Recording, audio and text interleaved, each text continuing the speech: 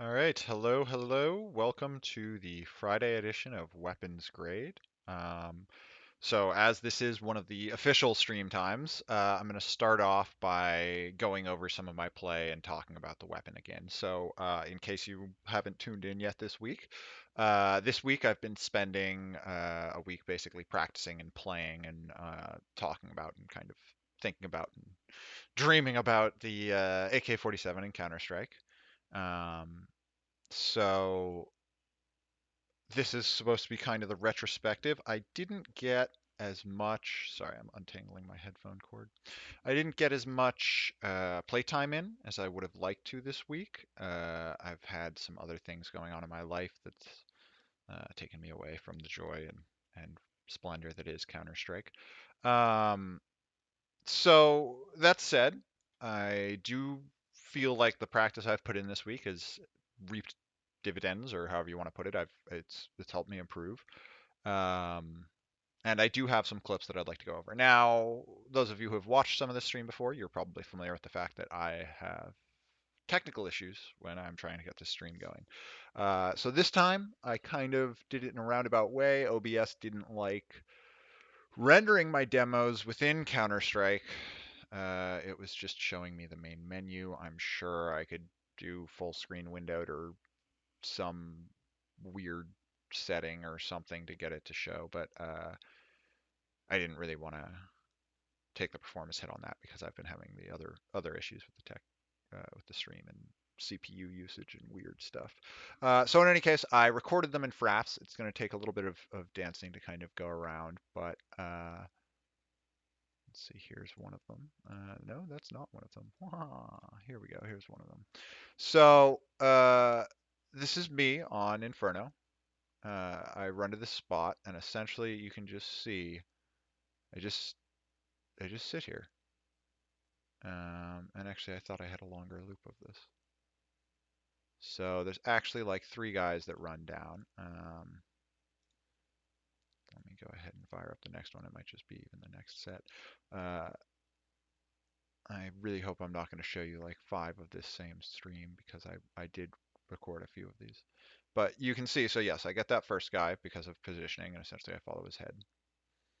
And then I wait there, and you'll notice I keep it exactly in that spot. If somebody runs down, their head is going to come across that path.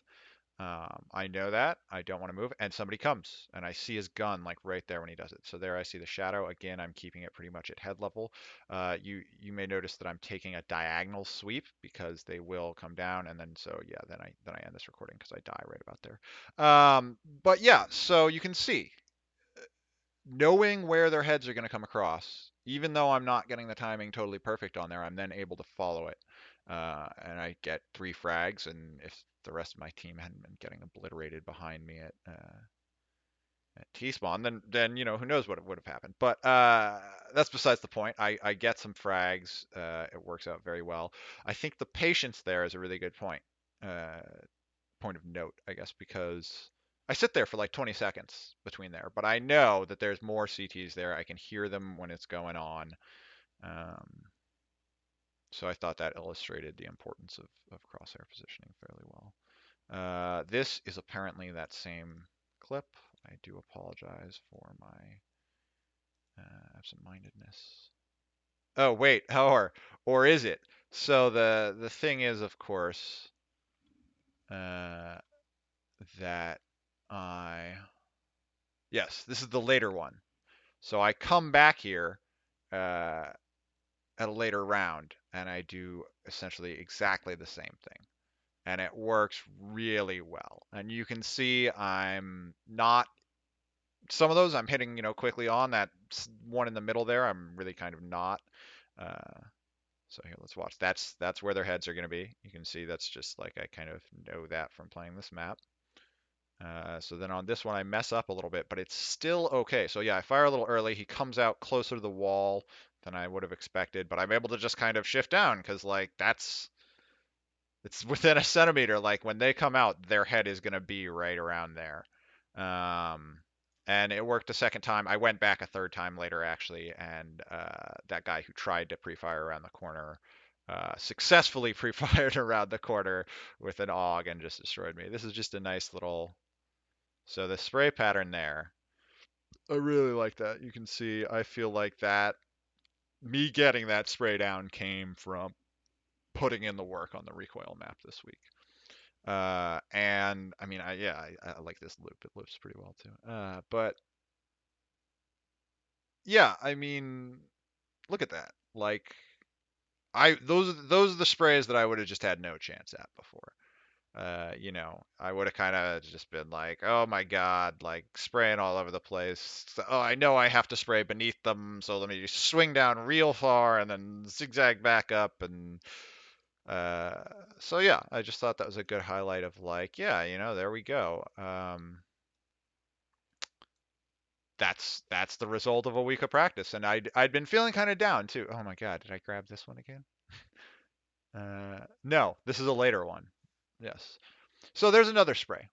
Uh, and that's not quite as on point, but and yeah, that then gets me. But I'm turning sprays into kills and not immediately get it. This is a poor example because I then do immediately get myself traded. But you notice he doesn't trade me. I go back out for another kill. I get greedy, and I mess up the spray on that. But since this week when I've been practicing with the AK, I've been turning spray downs into kills without, having 10 life left at the end of it or no bullets or whatever. And I mean, this was the thing I was bad at with the AK, like to myself when I'd go, oh my God, I'm, I'm doing okay, but God, that would be what it was. So I'm very excited about this. So here's another spray down that I'm pretty pleased with on Dust. You can see I'm flashed, but I still am able to go out there. I'm kind of following the pattern. I mean,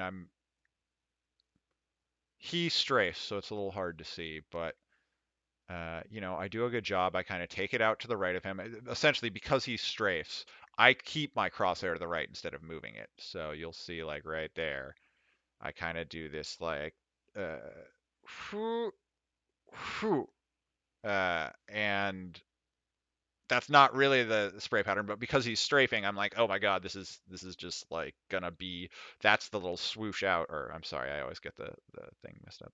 That's the little swoosh out that way, before it then goes back and does that thing at the end. So I'm trying to simulate that, and it's not super elegant, but you can see it turns into a frag.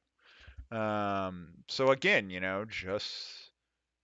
just going through, and I really feel like that's what I'm going to be emphasizing this week is the importance. This I love that one. I was like, as I was flashed, I was like, I'm gonna get this kill. I can feel that I am spraying this correctly, and it works beautifully.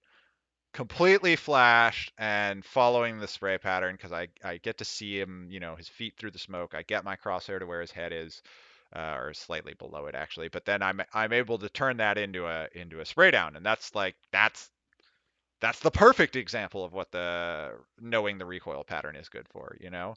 Uh, that's you can't see. It doesn't matter that you can't see because you know this muscle memory to some extent or another. Not as much as I would like for me, but you're building this muscle memory that allows you to make those shots. So then here as well, another spray I'm pretty happy with. So that's a very simple version of the spray, but essentially, I just kind of pull it down as soon as I miss the one tap, and I do it a little bit slow. But it works. So, and this is just me again, kind of trying to, okay, as I go down, I'll move my cursor a little bit to the right, and then I'll kind of start bringing it back in, and you can see that I do that at the end of the spray. I curve it back to the left.